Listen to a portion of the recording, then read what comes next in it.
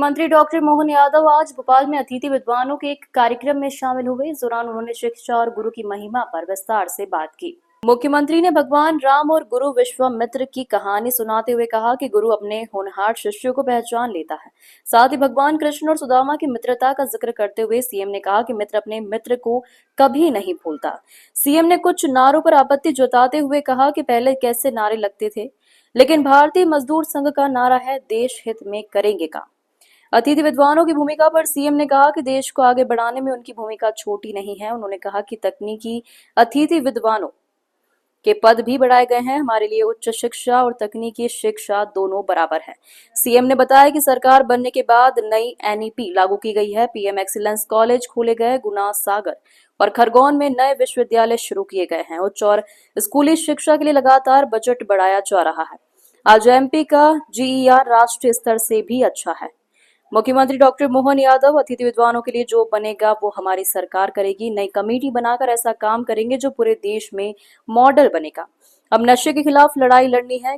केंद्रीय गृह मंत्री के नेतृत्व में 2029 तक एमपी को नशा मुक्त करेंगे। सीएम ने कहा कि दुनिया का सबसे बड़ा देश भारत है और भारत में युवाओं का प्रदेश मध्य प्रदेश है। अंग्रेज गए, कांग्रेस छोड़ गए, ये भी उन्होंने अपने संबोधन में कहा है। सीएम डॉक्टर मोहन यादव ने अतिथि विद्वानों के कार्यक्रम में गुरु शिष्य और मित्रता की मिसाल दी है। कहा, अतिथि विद्वान देश निर्माण में जरूरी। गुना, सागर, खरगोन में नए पीएम एक्सीलेंस कॉलेज खोले। सीएम ने कहा, नई कमेटी बनाकर अतिथि विद्वानों के हित में मॉडल काम करेंगे। लक्ष्य 2029 तक एमपी को नशा मुक्त करना है। अपनी ओर से माननीय मंत्री जी से मैंने कमिटमेंट ले लिया है। इनने कहा हमारा मॉडल सबसे अच्छा होगा।